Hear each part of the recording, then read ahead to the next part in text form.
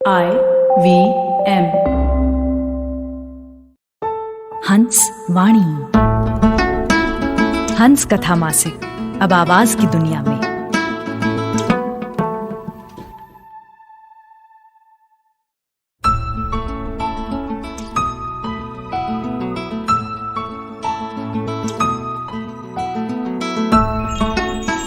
पेश है प्रियंका ओम की कहानी विष्णु ही शिव है, जिसे आवाज दे रही हैं जश्न कलम की कलाकार शाश्विता शर्मा।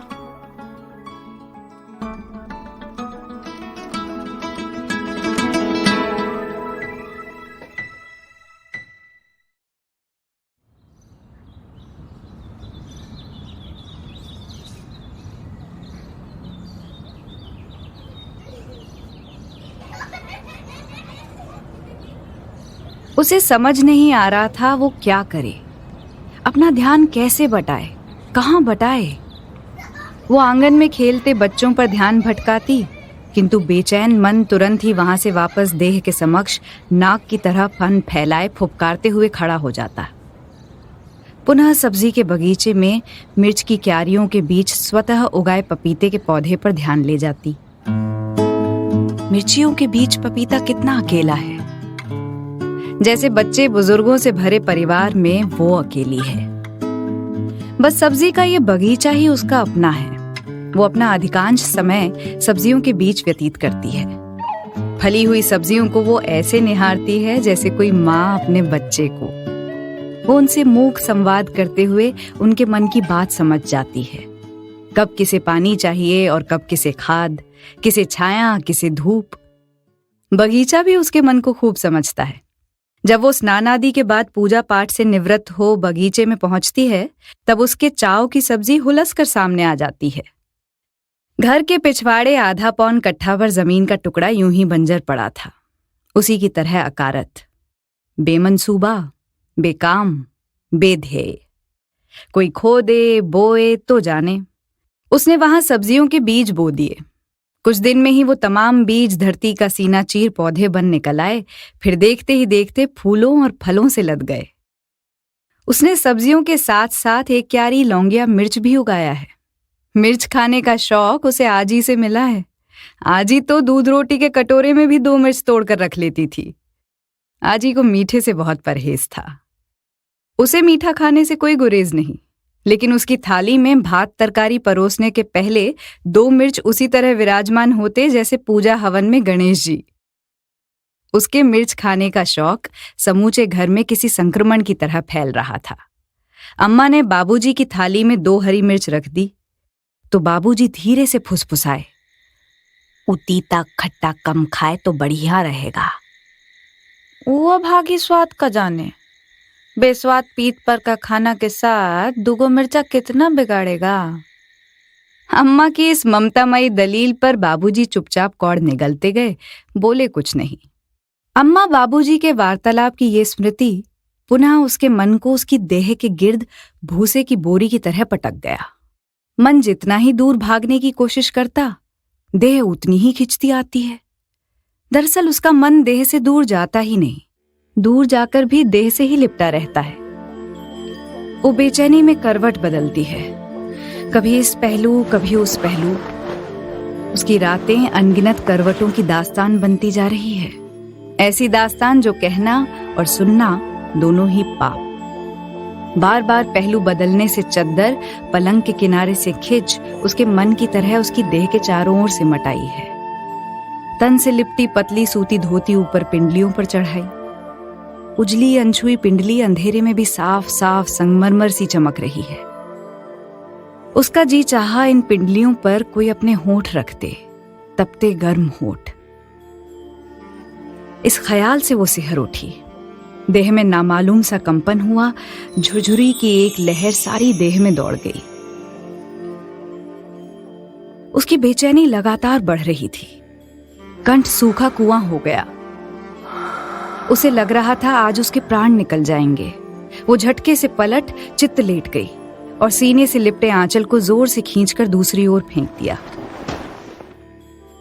उसे 1000 चींटियों का टखनों से ऊपर चढ़ते हुए जांघों तक रेंगना महसूस हो रहा था। उसे लग रहा था बस अब कुछ ही देर में ये चींटियां उसकी देह में भीतर घुस जाएंगी। उसका सीना धौंकने की तरह धड़क रहा था, तीव्रता से ऊपर उठता और फिर धीमे से नीचे बैठ जाता। बेबसी से ब्लाउज का ऊपरी बटन टूट गया, हाथ देह पर रेंगने लगी और टांगें स्वतः फैल गईं। चींटियां भीतर प्रवेश कर चुकी थी। मुंह खुल गया, जैसे भीतर कोई जल स्रोत फूट पड़ा जो अंदर की आग को निर्वासित कर रहा है। कुछ क्षण की जद्दोजहद के बाद वो निढाल सी पड़ी थी, होंठ सूखे हुए और आंखों के कोर गीले। वो अपनी देह से हारी थी। हार के प्रतिफल से देह लिजलिज और मन स्वयं के लिए वितृष्णा से भरा हुआ। नियमतः आंख सूर्योदय से पहले खुल गई। उठते ही आदतन पलंग के नीचे रखे पानी से भरे तांबे का लोटा उठाने लगती है जो उसने सोने से पहले रात में रखा था। फिर कुछ याद आते ही हाथ खींच लेती है। छी, दुष्कर्म वाले हाथ। तेजी से संदूक पर रखा चाकू उठाती है। इस चाकू से वो अपने लिए दातून बनाती है, उसे काटती है, छीलती है। आज वो अपनी हथेलियों की मैली चमड़ी भी छील कर निकाल देगी। हथेली को खुरचने का प्रयास, गंदी चमड़ी भी उतार देगी।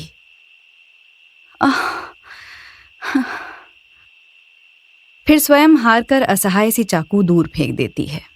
उसे स्वयं से घृणा होने लगती है। हथेलियों को आंचल से रगड़ रगड़ कर साफ करने की कोशिश करते हुए वो आत्ममंथन में उलझ जाती है।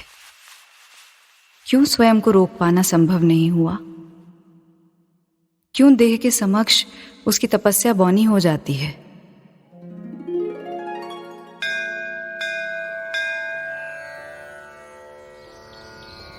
भोर होने से पहले गंगा घाट पर स्नान आदि से निबटकर ठाकुर बाड़ी को बुहारना, लीपना, फिर कुएं से पानी खींच ठाकुर जी को नहाना, धोना, ताजे फल काट कर प्रसाद बनाने के उपरांत कनेर से ठाकुर जी का श्रृंगार और अंत में चंदन निर्मित अगरबत्ती से अर्चना। पता नहीं बिटिया किस जन्म का पाप है जो ये जन्म भोग रही है। सेवा शुश्रूषा से प्रसन्न हो ठाकुर जी इसका अगला जन्म सुफल करें। ये कहते हुए अम्मा की आत्मा फट जाती, करुण उद्गार उलीच आता। ये सुन उसका हृदय विवल जाता। हे ठाकुर जी, अम्मा की निष्कपट वांछा पूरी करना। वो मन ही मन प्रार्थना में बुदबुदाती।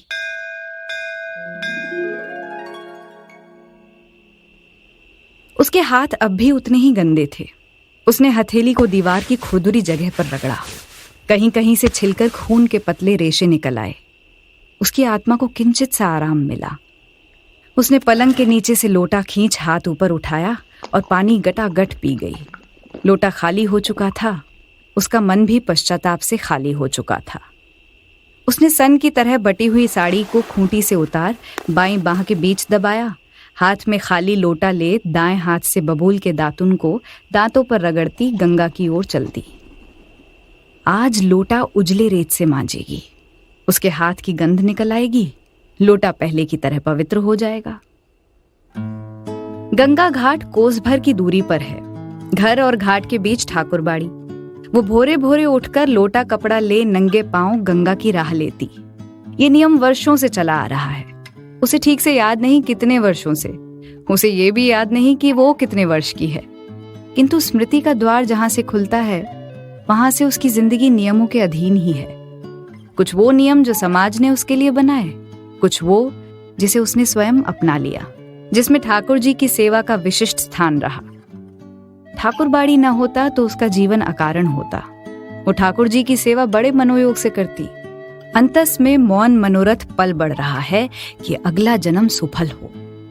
संभवतः बीते जीवन में उसने ठाकुर जी की सेवा निष्ठा से न की हो, जिसका कुफल इस जन्म भोगना पड़ रहा है। उसे वो बिल्कुल भी याद नहीं जिसे ठाकुर जी ने उसकी किस्मत में लिखा था, लिखकर फिर मिटा दिया। हाँ, उसे इतना गुमान अवश्य है कि वो ठीक विष्णु जैसा रहा होगा, निश्चल, निष्कपट, निष्कलंक। दादा को विष्णु चौक में चाय की थड़ी पर दिखा था। फटे पुराने कपड़ों में सूखी काया, निस्तेज धसी आंखें और सूखे होंठ। कौन है, कहाँ से आया है, कोई नहीं जानता। वहां किसी को नहीं मालूम उसका नाम क्या है, वो कहाँ से आया है। उसे स्वयं भी कुछ याद नहीं कि वो कौन है, उसका नाम क्या है।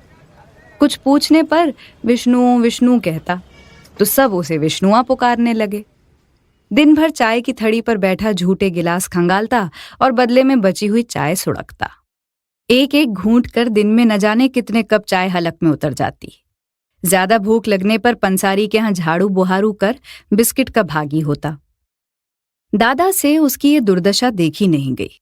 वो उसे घर ले आए और वो पूरे घर का विष्णुआ हो गया। विष्णुआ, पानी ला।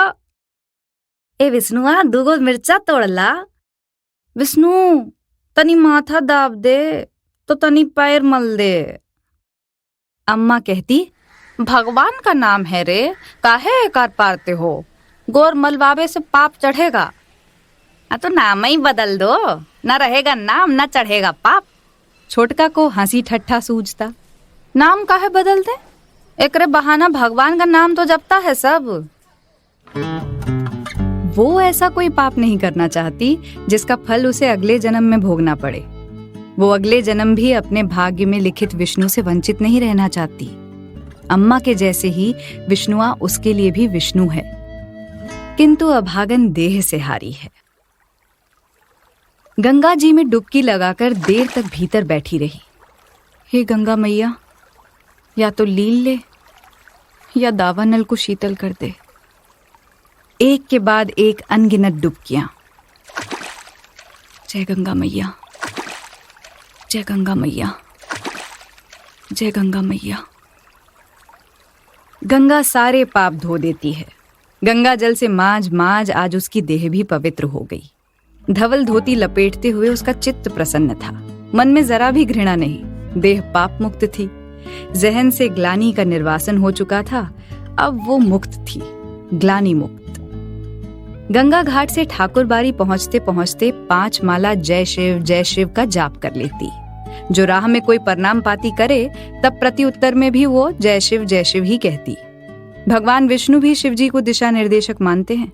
फिर आज ही कहती थी, शिव जी बेहद दयालु हैं, वो सबकी सुनते हैं।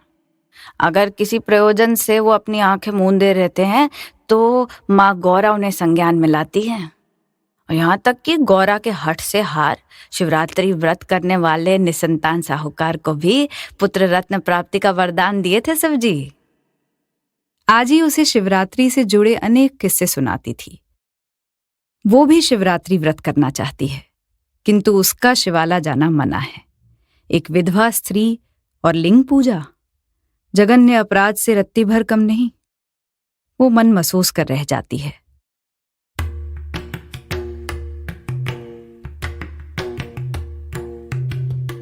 शिवरात्रि के दिन बेलपत्र, भंग, धतूरा और सफेद अपराजिता से भरे बांस पात्र और कच्चा दूध शिवाला ले जाती गांव भर की कुंवारियों को देख उसका मन कितना तो हुलसता। स्त्रियों का ऐसा त्योहार जिसमें कुंवारियां और सुहागिनें दोनों ही समान रूप से सहभागी होती। आसपास के 50 गांवों में भी शिवरात्रि का ऐसा उत्सव नहीं था। दूर दूर के गांव से सगे संबंधी और समीप के गांव से आगंतुकों की ऐसी भीड़ लगती कि स्वयं के परिजनों को खोजना मुश्किल। एक दिन का मेला वर्ष भर याद रहता। शिवाला की रंगाई पोताई महीने भर पहले से शुरू हो जाती। पखवाड़ा पहले से घर घर से नवोढ़ा की रात साड़ी इकट्ठा कर शिवाला को किसी दुल्हन की तरह सजाया जाता। शिवरात्रि के दिन रात भर भजन कीर्तन चलता। बुजुर्ग सुहागिनें शाम से शिवाला पहुंच नई दुल्हन के लिए जगह छेक रखती। अम्मा भी अपनी पोतोहू के लिए ऐसा करती हैं। शिव गौरा विवाह देखने मंदिर प्रांगण में समूचा गांव उपस्थित होता। घर में रह जाती विधवाएं अकेली ढिबरी के प्रकाश में अपने भाग्य के अंधकार को कोसती। उस दयालु कृपालु तक उसकी पुकार भला पहुंचे कैसे? मन के भीतर संशय की ऐसी उथल पुथल, प्रेम पाश में बंधी तरुणी के हृदय गति सी, रात्रि के तीसरे पहर देखे गए स्वप्न सी विकल वो ठाकुरबाड़ी पहुंच गई है।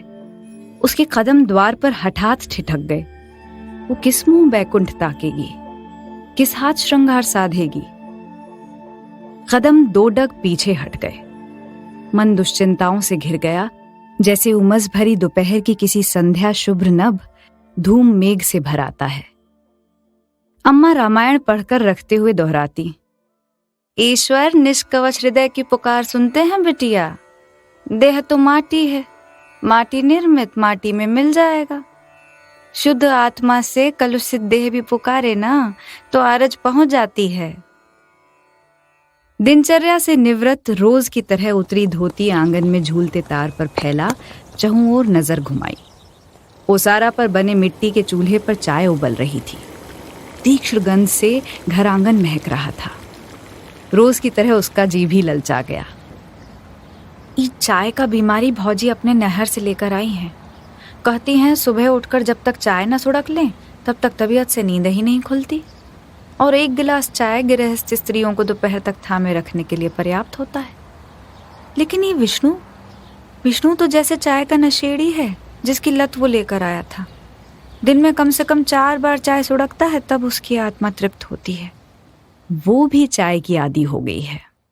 अपनी अलग रसोई में चाय चढ़ा, बगीचे का रुख किया, मनपसंद सब्जी तोड़ चाय पी, सब्जी काट छौंक दी।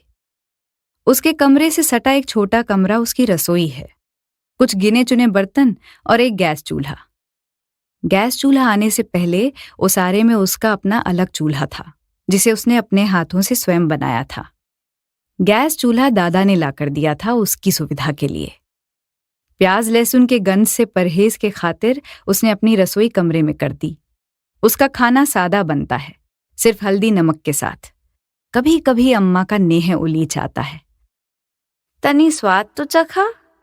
तो कभी कभी भावजों का प्रेम उमड़ आता है, आपके हाथ में तो बड़ा स्वाद है। उस पर विष्णु चिहुक कर कहता, प्रसाद जैसन स्वाद। तुम कब चखा रे झूठा? अम्मा दुलार से झिड़क देती, कराही में तनी लगल था तो चाट लिए। फिर खुद ही लजा आंखें झुका लेता। उसने देखा विष्णु अब बड़ा होकर हट्टा कट्टा मर्द हो गया है। उसकी देह से मर्दानी महक आती है। उसके ऊपरी होठों के कोमल रोए की जगह काले घनेरे बालों ने ले ली है। कांखों में भी घनेरे रोए उगाए होंगे, जो अभी दादा की पुरानी बुशर्ट में छुपे हैं। किंतु बालपन आज भी मुख पर ऐसे झलकता है जैसे टूटा छप्पड़ सावन में। सिर्फ उसकी कदकाठी खिली है, माथा आज भी बालकों जैसा ही है। दरअसल मूर्ख, चपाट, बकलौल गांव जावर के लोग अर्धविक्षिप्त कहते हैं, यानी आधा पागल। और इसलिए बाबूजी निश्चिंत हो उसे घर के भीतर ले आए, और वो गृहिणियों के सहायक के साथ साथ मन बहलावन का भी साधन हो गया। भौजी उसे छेड़ने का कोई मौका नहीं गवाती। समय को जैसे किसी ने कटैया बैत मार दिया हो, कुत्ता जैसन सरपट भागता जा रहा है। जब विष्णु आया था तब वो बालक ही था, लगभग उसकी ही उम्र का, या 1 आध साल छोटा बड़ा होगा। विष्णु की मसें फूट पड़ी थीं और उसकी माहवारी शुरू हो गई थी। शुरुआत में विष्णु माथा और गोड़ दाबने के अलावा घर भर को चाय पानी पहुंचाता। बाद में चाय बनाने का काम भी उसी को सौंप दिया गया। जब वो गंगा घाट जाती है तब विष्णु उसके कमरे और रसोई की साफ सफाई कर देता है। उसकी उपस्थिति में विष्णु का उसके कमरे में प्रवेश वर्जित है। घर की नींव की अपेक्षा नियम अधिक सख्त हैं। ये नियम पूर्वजों के बनाए हुए हैं। पीढ़ियां उन नियमों का पालन करती हैं, किंतु देह इन नियमों को नहीं मानता। कितना तो जतन करती है, ठाकुर पूजना, शिव जाप करना, रामायण जी पढ़ना, किंतु बाह्य आडंबरों से क्षणिक सा विराम मिलता है। एकांत में जोगी सा झोला फैलाए वो आ खड़ा होता है। कभी कभी मन होता है ठाकुर बाड़ी के कुएं में धौंस दे और अनंत जलकुंड में विलीन हो जाए। शायद जलकुंड उसकी देह की अग्नि को शांत कर सके। छोटका शहर में पढ़ लिख गया तो उसने घर के नियम तोड़ने की कोशिश की। उसके पुनर्विवाह की बात की थी तब आजी ने कितना तो प्रपंच किया था। गांव भर में 10 से कम ना है एक राजैसन। कौनों का भाई दोसर बियाह का नहीं कहा, बोलो कहा। बुजुर्ग का अवहेलना करन से सत्यानाश होगा, सत्यानाश। बाबूजी ने भी लताड़ दिया था। पढ़े से लोग पगला जाते हैं का? अम्मा का मौन न समर्थन था न विरोध। वो चुपचाप अनंत में देख रही थी। शायद नियमों में बंधकर काट हो गई थी, लेकिन मजली और छोटका के बखत अम्मा ने खूब उपद्रव किया था। बाबूजी को लगभग चेतावनी देते हुए कहा था, अब कान खोलकर हमारी बात सुन लीजिए। अब ये घर माँ ननुआन में कोई के ब्याह ना हुई। फलस्वरूप मजली की शादी महीना होने के साल भर बाद और छुटका का ब्याह शहर की पढ़ाई के बाद हुआ। अम्मा अक्सर उसको करुण भाव से निहारती, मानो कहती हो, हमको माफ कर दो बिटिया, हम तुम्हारे खातिर कछु न कर सके। जब तक आजी जीवित रही उसे अपने साथ गंगा घाट ले जाती, साथ ठाकुर पूजती, साथ खाना पकाती, खाती और साथ सोती। आजी उसका हाथ पकड़कर सोती और कहती, आजी पोती का किस्मत एक ही जैसन, ब्रह्मा हमरा जैसन किस्मत कोनो दुश्मन को भी न लिखे। वो आजी की इस बात से सहमत नहीं थी। आजी को तो तमाम सांसारिक सुख भोगने के बाद बुढ़ापे में वैधव्य का दुख मिला। आजी उसके जैसन बाल विधवा नहीं, उसका तो गौना भी नहीं हुआ था। एक दिन जब वो आंगन में कित-कित खेल रही थी, तब ससुराल से दुख का पहाड़ लाकर उसके जीवन में धर गया। उसका विष्णु टाइफाइड की महामारी में इसके आगे की सोच रास्ता भूल गई। वो उसकी सूरत मूरत भी भूल गई है। कमरे के संदूक में अवशेष रखे हैं, लाल राता साड़ी, सितारा जड़ी ओढ़नी, छोटी छोटी बिछिया और एक जोड़ी पायल, जिसे पहनने की जिद उसने बालपन में कई बार की।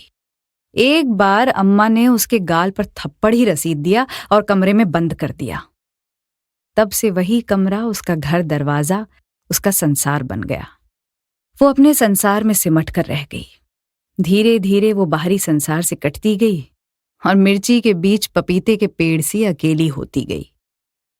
गोतिया समाज उसकी छाया से भी दूर भागता। घर की सुहागिनें बिना नहाए धोए सिंदूर लगाए उसका मुंह नहीं देखती। एक बार तो अम्मा ने भी कह दिया था, बिटिया सिंदूर लगावे से पहले तू सामने ना आया कर। घर में शादी, गौना, गोद भराई, छठी, मुंडन होता रहा, लेकिन वो बंद कमरे में सिर्फ शोर सुनती रही। जो कभी वो किसी शुभ कार्यों में सामने पड़ जाती तो आजी अम्मा को खूब कोसती, करम जली को सांकल काहे नहीं चढ़ाकर रखती, अब अगली का नजर पड़ेगा तो शुभ हो अशुभ हो जाएगा ना।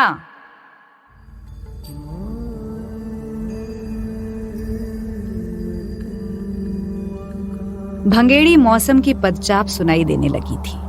हवा में महुआ महकने लगा था। जाड़ा धीरे धीरे रजाई से निकल मोटे ओढ़ना में सिमट गया था। शिवरात्रि का दिन समीप है। मजली बाल गोपाल समेत ससुराल से आ गई है।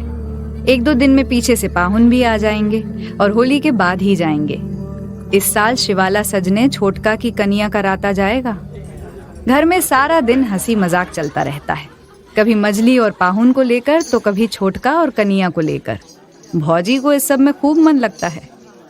विष्णुआ मौगा औरतन के बीच में घुसा खिखियाता रहता है। मौगियों के बीच रहकर विष्णुआ स्वभाव से मौगा हो गया है, किंतु कद काठी बेहद कटीली है। उस दिन जब वो बगीचे में नेनुआ तोड़ रही थी, तब वो अचानक ही दूर से आता दिखाई दिया। नग्न देह पर कमर से हरे छींट की लुंगी बंधी और कंधे पर गमछा। वो एकटक उसे तब तक देखती रही जब तक आंखों से ओझल ना हुआ। उसकी रग रग से मर्दानगी टपकती है। बड़की भौजी जब तब उखड़ी औसारे से अंगना और अंगना से औसारा कराती रहती हैं। भौजी उसको कभी चैन से नहीं बैठने देती। कभी ई काम तो कभी ऊ काम, कुछ नहीं तो तरकारिये काट दो। उसका जी बहुत जलता है। मन ही मन वो भौजी को 1000 उलाहने देती है। अरे तनिक बैठे दो, सुस्ताने दो, बतियाए दो, लेकिन नहीं, बैल जैसन हाँकते रहती हैं और बीच बीच में उसे चिरकाती भी हैं, कौन पसंद है तो बोलो। इस बाबत वो क्रोध से भर जाता, हाथ में पकड़ी उखड़ी फेंक देता। फिर भौजी कितना तो मनुहार करती तब मानता। ई बुड़बक को कोनो देवी का योनि मिले तब मगज ठंडा हो। हाय दीदी, लाज नहीं आती। अरे मैंने क्या गलत कहा इसमें? मजली ने उसकी मासूमियत पर कटाक्ष किया तो उस बकलौल के पल्ले नहीं पड़ा।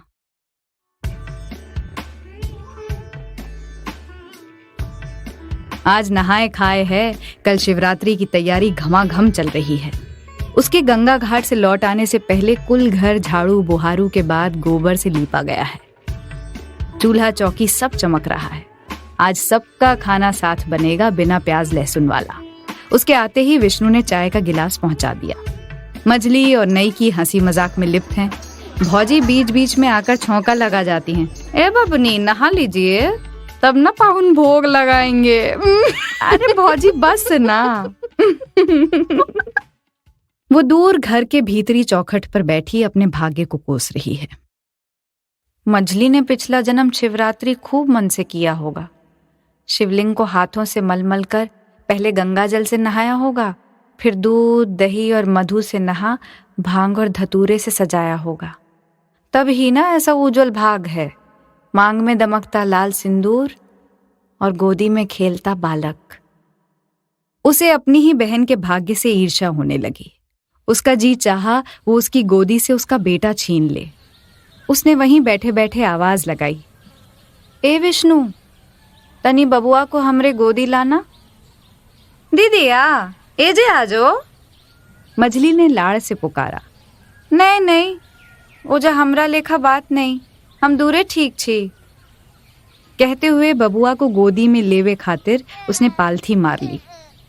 बबुआ को गोदी में धरते हुए विष्णु की उंगली उसकी जांघों को छू गई। उसे जैसे झटका सा लगा, पूरी देह झंझना गई। उसने विष्णुआ को देखा।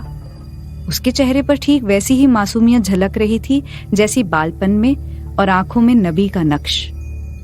वो छिनालों की नजर पहचानती है। भौजी का भाई जब भी आता है उसे लिजलिजा लगता है, चापाकल के पास गंदे पानी में टर्र टर्र करते बैंग जैसा। उसे देखते ही पान चबाए पीले दांतों के बीच उसकी लाल जीभ ठीक वैसे ही लपलपाती जैसे कोई फतिंगा देख गिरगिट का। वो उसके सामने पड़ने से भी परहेज करती है। भाइयों की कलाई और पिता के पैर स्पर्श के अतिरिक्त उसने किसी अन्य पुरुष का स्पर्श नहीं जाना। पंडित जी प्रसाद देते हुए हाथ ऊंचा रखते, किंतु आज विष्णु के स्पर्श से विचित्र सा कंपन अनुभव किया। देह में तरंगे दौड़ने लगी, तलवे में गुदगुदी होने लगी। अभी वो इन अबूझों को समझने का प्रयत्न कर ही रही थी कि बबुआ ने गोदी में पेशाब कर दिया। उसके मन की दशा ही बदल दी। ए विष्णु, ले जा तो एकरा, गोदी में मूत दिया छोरा। मजली ने बबुआ को उसकी गोदी से उठा लिया और बोली, ई छोरा जेकरे गोदी में मूतता है ना दीदिया, उसका मनोकामना सिद्ध होता है। शिवरात्रि के दिन निर्जला उपवास रखने वाली सुहागिनें दोपहर तक अलसाई सी थीं, किंतु शाम होते ही सक्रिय हो सभी सुहागिनें नहा धो श्रृंगार कर तैयार हो गईं। फूल, बेलपत्र और धतूरा से सजी डलिया ले शिवाला जाने को तत्पर। वो अपनी अंधेरी कोठरी के निरीह एकांत में खिड़की से सटे पलंग पर सोई सोई आसमान में टके चांद को निहार रही थी। आज चांद का मुंह टेढ़ा है। चांद भी कैसा हरजाई है, रोज रूप बदलता है। भागवंतियों को महबूब लगता है और मुझ जैसी करमजली को पीतल की थाली। किंतु ये क्या, आज चांद में विष्णु की छवि दिखी। उसने झट से आंखें मूंद ली। उसे तब भी विष्णु की छवि दिखाई दी। विष्णु उसके भीतर बस गया है। वो देर तक आंखें मूंदे पड़ी रही, मन के भीतर बसे विष्णु को निहारती रही। उसका भोला मन, उसकी कटीली देह उसके चित्त में बस गया है। उसकी याद मात्र से उसकी देह में तमाम रोम सावधान की अवस्था में खड़े हो गए। ठीक उसी वक्त दूर शिवाला की घंटी की त्वरित और स्वरित ध्वनि उसकी तंद्रा भंग करती है। ओह, पूजा विधि शुरू हो गई। व्रती स्त्रियां शिवलिंग पर दूध दही मधु मल रही होंगी, जो गौरा की योनि मार्ग से निष्कासित हो रहा होगा। आजी कहती थी, औरत की देह तभी शुद्ध होती है जब उसके भीतर पौरुष का निर्वासन होता है। शिवाला में शिवलिंग और गौरा योनि की पत्थर की मूर्ति है, जिसकी पूजा विधवाएं नहीं कर सकती। शिव गौरा के संगम की कल्पना उसकी कामनाओं का अलग संसार रच रहा था, अनदेखा, अनछुआ, अबूझ।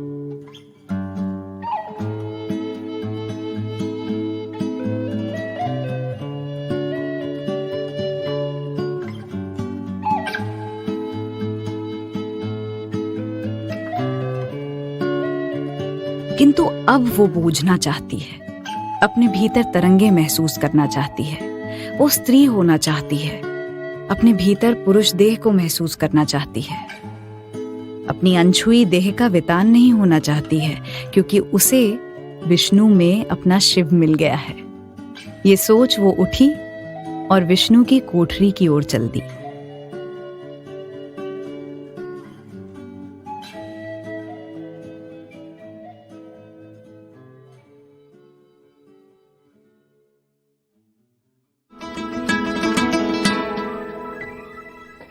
आपने सुनी जश्न कलम के कलाकार शाश्विता शर्मा की आवाज में प्रियंका ओम की कहानी विष्णु ही शिव है। ये कहानी हंस के अप्रैल 2021 अंक में प्रकाशित हुई है। सुनिए हंस वाणी को hanshindiMagazine.in पर या IVM पॉडकास्ट ऐप और वेबसाइट पर या फिर अन्य पॉडकास्ट ऐप्स पर। आशा है इस नए सफर में हमें आपका प्यार और साथ मिलेगा।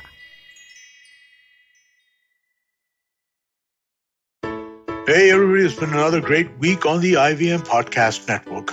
In the series on podcasters, on storytellers and storytellers, Vineet talks to the founder of Kids Stop Press and host of the Raising Parents podcast, Mansi Zaveri. They talk about her journey of building one of India's most trusted parenting content brands. Tune into the Musafir Stories where Saif and Faiza speak with Hussein and Keshav, hosts of the podcast Far From Fact. They discuss lesser-known places for the weekend in Mumbai for both tourists as well as locals. On the Edges and Sledges cricket podcast, Ashwin and DJ wrap up the England vs. India Test series and talk about Manchester's Test match cancellation, India's T20 World Cup squad and the IPL 2021 restart. And on Say No to Drama, Chetna suggests time management to beat procrastination and urges us to stop glorifying working weekends. Do follow us on social media. We're IVM Podcast on Twitter, Facebook, Instagram, and LinkedIn. And remember, if you're enjoying this show or any of our other shows for that matter, please do tell a friend. That is the most helpful thing that you could do to help us out. And finally, this week, we'd like to thank our sponsors on the network, Cred, Bank of Baroda, Quarter, CoinSwitch, Kuber, and Intel vPro. We really do appreciate the support. This is what makes it possible. सफर, रास्ते, मंजिल और मुकाम अक्सर ये हमसे कुछ कहना चाहते हैं, पर हम हैं कि अपनी रोजमर्रा की जिंदगी में इन्हें सुनने से कतराते हैं। नमस्ते दोस्तों, मेरा नाम है केशव चतुर्वेदी और मैं आपको ले चलूंगा कुछ ऐसे सफर पर जहां आपको एक नया नजरिया मिलेगा सफर और मंजिलों को देखने का। आइए इन किस्से कहानियों में डूब जाएं। हर मंगलवार और शुक्रवार